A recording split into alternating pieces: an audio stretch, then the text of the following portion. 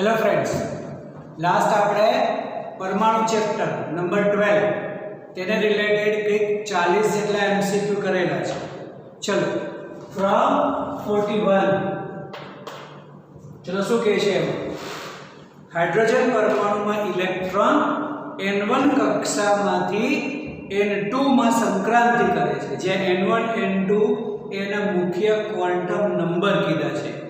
Electron माटे प्रारंभिक कक्षानो आवर्तकाल ए अंतिम कक्षा करता 8 गणो छे। तो n1 n2 ना मूल्य केटला हशे? अहींया आपणने n1 थी n2 कक्षामां संक्रांति कीधी त्यारे प्रथम कक्षानो आवर्तकाल बीजी कक्षा करता 8 गणो कीधो छे। एनो मतलब n અને t વચ્ચેનો સંબંધ તો એ આપણે થિયરીની અંદર કરેલો છે फ्रेंड्स કે આવર્તકાળ જે છે એ ક્વોન્ટમ નંબરના ઘનના સમપ્રમાણમાં t ચલે છે n³ કે n ના ઘનના સમપ્રમાણમાં છે। એનો મતલબ કે જો આપણે n નું મૂલ્ય કોઈ પણ લઈએ એનો ઘન જે છે એ 8 ગણો તેનાથી થવો જોઈએ। मतलब जो आपणे n નું मूल्य 2 લઈએ तो ए 8 ગણું થઈ શકે આપણા ઓપ્શન મુજબ। જો આપણે n1 તરીકે 1 અને n2 તરીકે 2 લઈએ તો આપણને આવર્તકાળ 8 ગણો મળી શકે।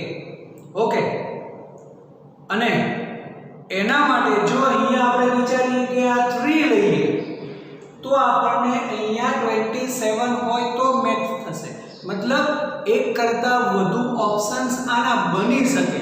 बस जे छे एनु घन जे छे ए एना 8 गणा જેટલા થવો જોઈએ તો અને તો જ એ ઓપ્શન વેલિડ થશે। તો પછી આ એનો ઘન થઈ જશે। ઓકે, જો 3 હોય તો અહીંયા ઘન પ્રમાણે 27 જેટલું થવું જોઈએ। ઓકે, પણ એ ચાલશે નહીં। એટલે આ 2 કરીએ આ 8 કરીએ તો જ આ ઓપ્શન મેચ થશે।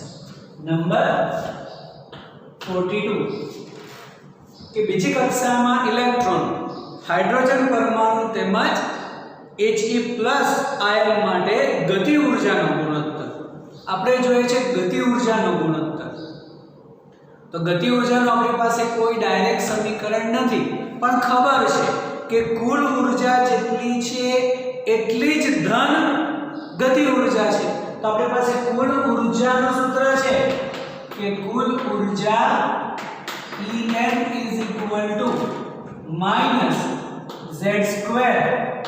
e⁻⁴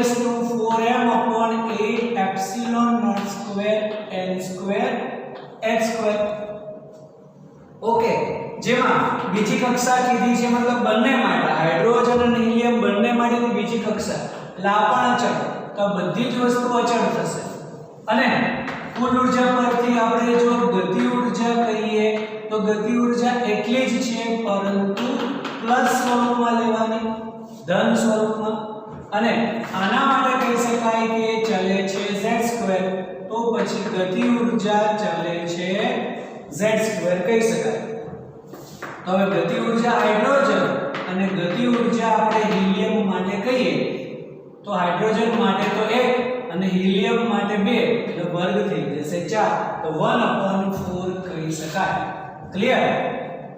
નંબર 43 એમાં આપણને કંઈક સંક્રાંતિઓ આપેલી છે જેમાં પૂછેલું છે કે સૌથી ઊર્જાવાળું ફોટોન કઈ સંક્રાંતિમાં ઉત્સર્જિત થઈ શકે।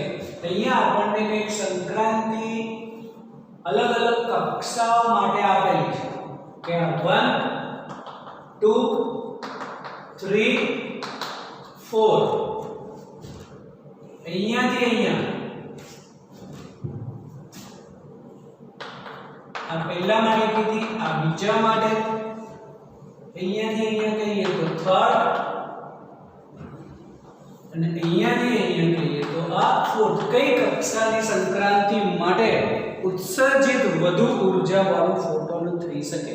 તો અહીંયાથી આમાં तो ऊर्जा નું શોષણ થશે કેમ કે પહેલી કક્ષાની ઊર્જા -13.6 ઇલેક્ટ્રોન વોલ્ટ બીજી કક્ષા માટે -3.4, ત્રીજી કક્ષા માટે -1.51 ઇલેક્ટ્રોન વોલ્ટ, ચોથી કક્ષા માટે 0.85 ઇલેક્ટ્રોન વોલ્ટ. ચાર કક્ષાની ઊર્જા તો હંમેશા યાદ રાખવી.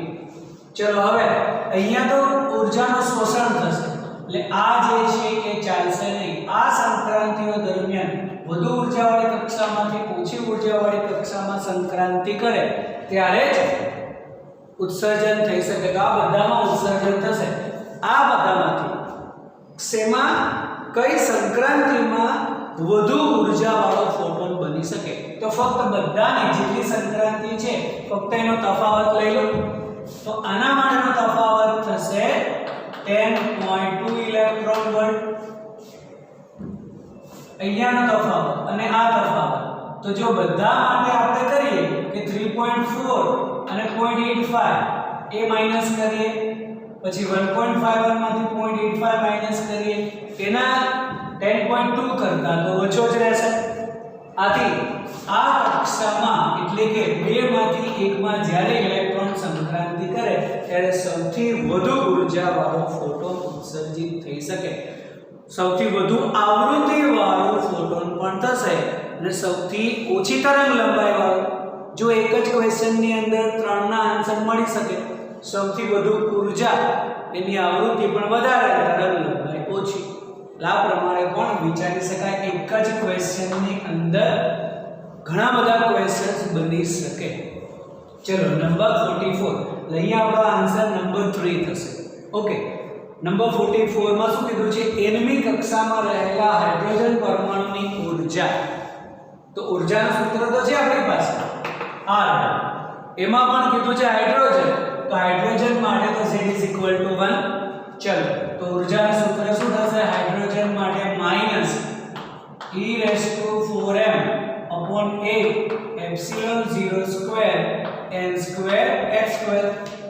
ઓકે, આ એનું ઊર્જાનું સૂત્ર છે. તો એ ઊર્જાનું સૂત્ર આ જે છે અને આમાં મેચ થતું નથી. મતલબ ઓપ્શન બધા ખોટા. આપણો આન્સર મેચ ના થાય એટલે ઓપ્શન ખોટા, ક્વેશ્ચન ખોટો, માર્ક્સ મળી જશે એવું નહીં, ક્યારે પણ નહીં. જે ડબલઈ નીટ લેવલ પર ક્યારે પણ ક્વેશ્ચનની અંદર મિસ્ટેક હોતી નથી. બસ આપણને સમજવાની મિસ્ટેક હોય છે. તો અહીંયા જે ઓપ્શન આપેલા છે અને અહીંયા જે આપણને આન્સર મળે છે એમાંથી એક પણ મેચ થતો નથી. બરાબર છે? પણ જો હજી તમે થોડું ઊંડાણપૂર્વક વિચારો તો નીચે અહીંયા ε0² છે અને એક પણ ઓપ્શનમાં નીચે ε0 નથી, હે ને? એનો મતલબ કે એનો કંઈક રિલેશન વિચારવો પડે. ત્યારે આપણી પાસે એક k નું સૂત્ર છે કે 1/4πε0 અને ઓપ્શનમાં k પણ છે. જુઓ, જ્યારે અહીંયા છે ε0 નો સ્ક્વેર, તો જો આખાનો આપણે સ્ક્વેર કરીએ તો કંઈક આવો ઓપ્શન વાળું વિચારવું પડશે કે 16π²ε0. ચલો ε0 સ્ક્વેર છે, π² નથી અહીંયા. તો એવું કરો, π² સાથે ગુણો અને π² થી ભાગી દો, ચાલે. પછી 16 જોઈએ છે, 8 જ છે. તો એવું કરીએ આપણે 2 વડે ગુણીએ અને 2 વડે ભાગી દઈએ. મતલબ 2π² વડે ગુણીએ 2π² વડે ભાગી દઈએ. તો આ જે છે આટલું જે છે એ તો k થઈ જશે 16π²ε0. તો થશે -k²e⁴m/n²h². કેમ કે આ તો જે છે k માં જતા રહેશે, નીચે n²h², અહીંયા k² અને 2π² તો જે ગુણેલા છે તો એમના એમ જ. તો હવે જો ઓપ્શનમાં છે કોઈ કે k²e⁴m2π² n²h² અને ઋણમાં, તો પહેલો જ ઓપ્શન છે, હે ને? એટલે જ્યારે પણ આ ટાઈપ હોય ત્યારે તેને અલગ સ્વરૂપે વિચારવું.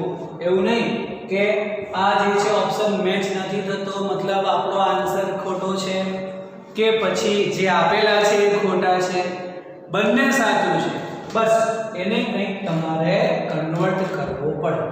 ચલો નંબર 45 હાઇડ્રોજન પરમાણુની બામા શ્રેણી માટે કયું વિધાન સાચું નથી તે જણાવો. જો કયું વિધાન સાચું નથી તો કયા સાચા છે એ જોવાના, કેમ કે આમાંથી 3 સાચા હશે જ, એક જ ખોટું. ચલો, તો બામા શ્રેણીની દ્વિતીય રેખાનો કલર બ્લુ છે. હવે એ તો ખબર નથી આપણને બ્લુ છે કે નથી. ઓકે, કેમ કે એની તરંગ લંબાઈ આપણને ખબર હોવી જોઈએ. તો આને આપણે ક્વેશ્ચન માર્ક બાકી રાખીએ કે કદાચ હોય અને ન પણ હોય.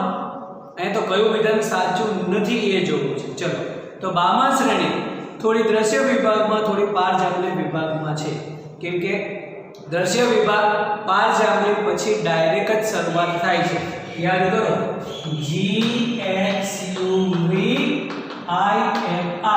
અલ્ટ્રાવાયોલેટ પછી ડાયરેક્ટ જ વિઝિબલ દ્રશ્ય વિભાગ આવે છે. તો થોડું એની શરૂઆત તો પારજાંબલી વિભાગમાં થાય જ છે અને પછી દ્રશ્ય વિભાગમાં, એટલે થોડી પારજાંબલી થોડી દ્રશ્ય વિભાગમાં છે એ બરાબર છે. ઓકે, થર્ડ, પ્રથમ રેખાની તરંગ સંખ્યા 5r/36 છે. ચલો, બામા શ્રેણીની પ્રથમ રેખાની તરંગ સંખ્યા કેટલી છે એ પણ જોવું પડે. તો બામા શ્રેણી માટે તરંગ સંખ્યા એટલે જ 1/λ. So is equal to r 1/2² minus પ્રથમ રેખા જ કીધું છે એટલે અહીંયા થઈ જશે 3². ઓકે, તો 1/λ is equal to r. અહીંયા 4 આ 9 લસા લઈએ તો 36 અને ઉપર 5 થઈ જશે. તો આ 5r/36 આ બી બરાબર જ છે. પ્રથમ રેખાની તરંગ સંખ્યા આટલી જ થશે, મતલબ એ બી સાચું છે.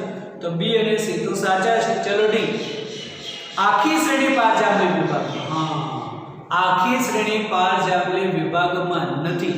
બામા શ્રેણી તો દ્રશ્ય વિભાગમાં છે, એટલે આ ખોટું થયું. એનો મતલબ પહેલો જે ઓપ્શન છે આપણો, બામા શ્રેણીની દ્વિતીય રેખાનો કલર બ્લુ છે, તો એ સાચું જ છે. હવે ખબર નથી, પણ a અને d માં જોઈએ તો આખી શ્રેણી બામા શ્રેણી જે છે એ તો દ્રશ્ય વિભાગમાં છે. શરૂઆત થોડી પારજાંબલીમાં છે, આખી પારજાંબલી વિભાગમાં નથી. ત્યારે ડી ઓપ્શન ખોટો છે.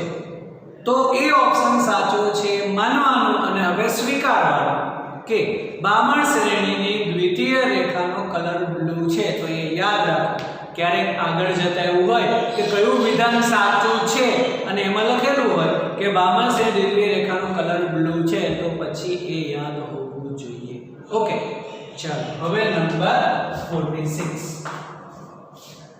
પરમાણુ માટે લઘુત્તમ આયનીકરણ ઊર્જા એટલે જરૂરી ઊર્જા એટલે શું? કે લઘુત્તમ આયનીકરણ ઊર્જા માટેની જરૂરી ઊર્જા એટલે કઈ ઊર્જા? એક ઇલેક્ટ્રોનને દાખલ કરવા જરૂરી ઊર્જા. ચલો, આયનીકરણ ઊર્જા પહેલા તો યાદ કરો. આપણી પાસે બે ઊર્જા છે, ઉત્તેજિત ઊર્જા અને આયનીકરણ ઊર્જા. ઉત્તેજિત એટલે કોઈ પણ લઘુત્તમ કક્ષામાંથી મહત્તમ કક્ષામાં જવા માટે જરૂરી ઊર્જાને આપણે ઉત્તેજિત ઊર્જા કહીએ છીએ. અને આયનીકરણ ઊર્જા એટલે કોઈ પણ કક્ષામાંથી ઇલેક્ટ્રોનને મુક્ત કરવા માટે જરૂરી ઊર્જા. હે, જો આપણે આ ઊર્જાઓ માટે છેલ્લે n = વિચારીએ તો અહીંયાથી અહીંયા જવા માટે ઉત્તેજિત થશે, પરંતુ કોઈ પણ કક્ષામાંથી એને મુક્ત કરવા માટે ઇન્ફિનિટીએ જવા માટે જરૂરી ઊર્જાને આપણે આયનીકરણ ઊર્જા કહીએ છીએ. તો હવે એ ઊર્જા એટલે ઇલેક્ટ્રોનને દાખલ કરવા જરૂરી ઊર્જા, અહીંયા તો મુક્ત કરવાની ઊર્જા છે. પહેલો ઓપ્શન ના ચાલે. ધરા અવસ્થામાંથી પ્રથમ કક્ષામાં ઉત્તેજિત કરવા માટે જરૂરી ઊર્જા, એ તો ઉત્તેજિત ઊર્જા થશે. આપણે તો આયનીકરણ જોઈએ છે. બીજા ઓપ્શનમાં શું આપેલું છે? ધરા અવસ્થામાંથી પ્રથમ ઉત્તેજિતમાં જવા માટેની ઊર્જા. એ તો ના ચાલે, એ તો ઉત્તેજિત ઊર્જા કહેવાય. આપણે તો આયનીકરણ ઊર્જા એટલે એ પણ ન ચાલે. પછી પરમાણુની બાહ્યતમ કક્ષામાંથી ઇલેક્ટ્રોનને મુક્ત કરવા જરૂરી ઊર્જા. હા, આ કંઈક બની શકે, હે ને? હજી ચોથો ઓપ્શન આપણે વાંચવાનો બાકી છે.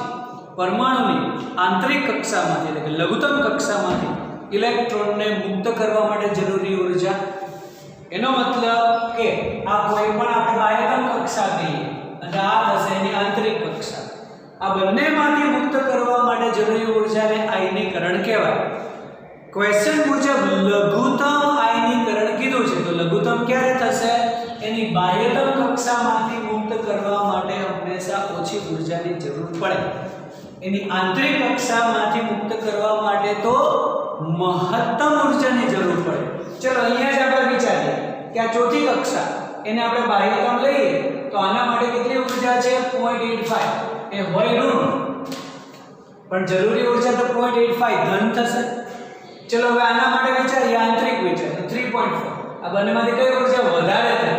હા, તો એ આંતરિક થઈ. કઈ ઓછી થઈ? લઘુત્તમ.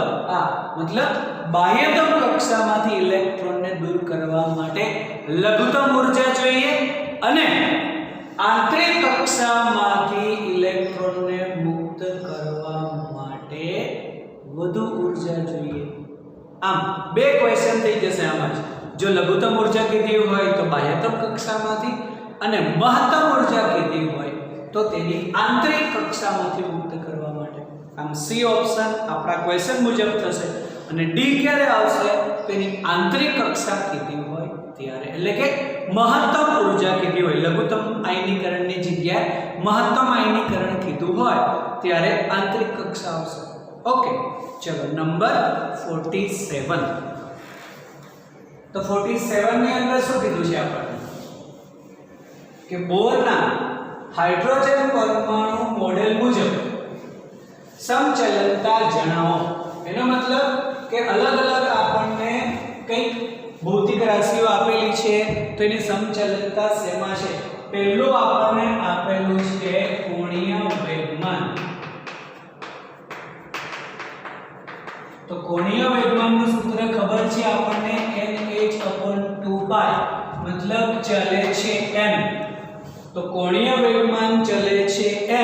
n જે છે ચોથા ઓપ્શનની અંદર છે, મતલબ a માટે અહીંયા a છે તો a માટે 4 નંબર હોવો જોઈએ. તો એ તો 3 ઓપ્શનમાં છે, ફક્ત a માં જ નથી, બાકી b c d બધામાં છે.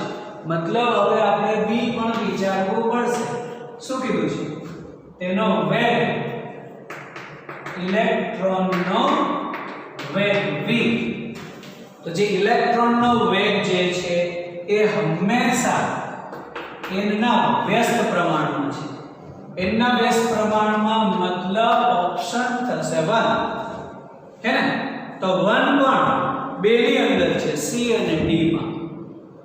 એનો મતલબ હવે આપણે ત્રીજું પણ વિચારવું પડશે કે ઇલેક્ટ્રોનની ત્રિજ્યા, મતલબ કક્ષીય ત્રિજ્યા r, એનું સૂત્ર યાદ કરો, n2 h2, મતલબ ચલે છે n2. તો n2 શેમાં છે? નંબર 2 માં. તો હવે આન્સર થઈ જશે D, 412. તો હવે ચોથું પણ હવે છેલ્લું બાકી છે, ચેક કરી લો.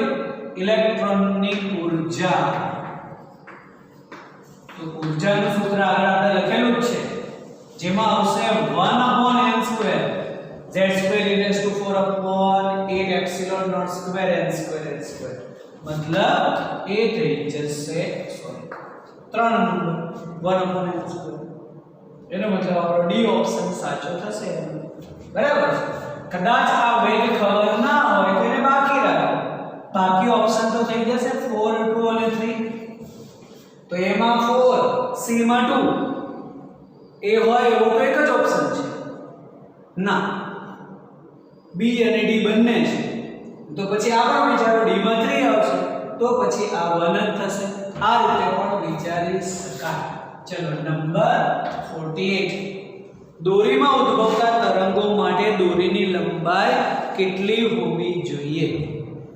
તો દોરીમાં જ્યારે પણ તરંગો હોય તેની લંબાઈ કોઈ પણ હોય તો ચાલે?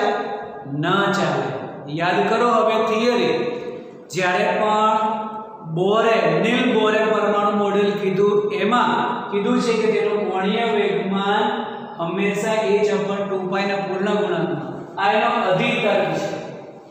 એ અધિતર્ક એને આપેલો છે અને આ અધિતર્કની સાબિતી ડી બ્રોગલીએ આપેલી છે કે કોઈ પણ કક્ષામાં જ્યારે પણ કોઈ ઇલેક્ટ્રોન ફરતો હોય ત્યારે તે તરંગ સ્વરૂપ ધરાવે છે અને એ તરંગ સ્વરૂપ માટે એની લંબાઈ જે છે 2πr એક કક્ષાની લંબાઈ જે છે એ કેટલી હોવી જોઈએ તો કે તરંગ લંબાઈના પૂર્ણ ગુણાંકમાં એનો મતલબ આપણે એવું કીધું છે કે જ્યારે પણ તરંગ સ્વરૂપ હોય તો એ તરંગ સ્વરૂપ હંમેશા એવા હોવા જોઈએ કે જેની તરંગ લંબાઈ પૂર્ણ ગુણાંકમાં મળે આપણને એનો મતલબ કે કોઈ પણ લંબાઈ ન ચાલે તરંગ લંબાઈ જેટલી પણ નહીં બમણી તરંગ લંબાઈ જેટલી પણ નહીં પરંતુ તરંગ લંબાઈના કોઈ પણ પૂર્ણ ગુણાંકમાં બરાબર છે નંબર 49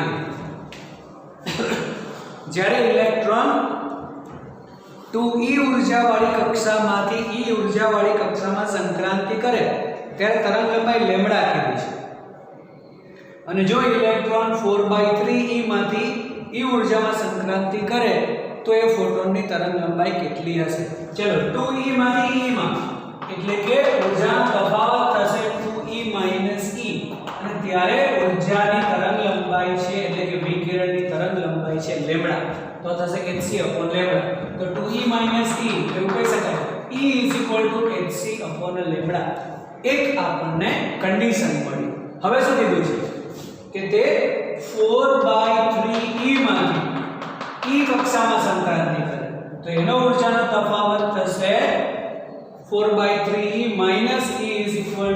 hc એની તરંગ લંબાઈ જોઈએ છે તો લેમ્બડા ડેશ કહેવાનું ક્લિયર હવે આનો તફાવત લઈ લો તો 4/3e - e આનો લસા થશે 3 3 ગુણીએ તો 4e - 3e મતલબ e/3 hc લેમ્બડા ડેશ જેમાં e શું કહી શકાય hc લેમ્બડા મૂકી દો અહીંયા કિંમત hc/3 lambda hc lambda dash hc cancel બંને વ્યસ્ત છે બંનેને અંશમાં લખીએ તો લેમ્બડા ડેશ 3 લેમ્બડા કહી શકાય ઓકે મતલબ ઓપ્શન મેચ થઈ જશે લાસ્ટ ચલો હવે નંબર 50 શું કીધું છે બોરના પરમાણુ મોડેલ માટે ઉચ્ચ કક્ષામાં જતા મતલબ વધુ ઉર્જાવાળી કક્ષામાં જતા સ્થિતિ ઉર્જા અને કુલ ઉર્જા માટે શું કહી શકાય વધે ઘટે બધું કંઈક આપેલું છે તો પહેલા આપણે વિચારીએ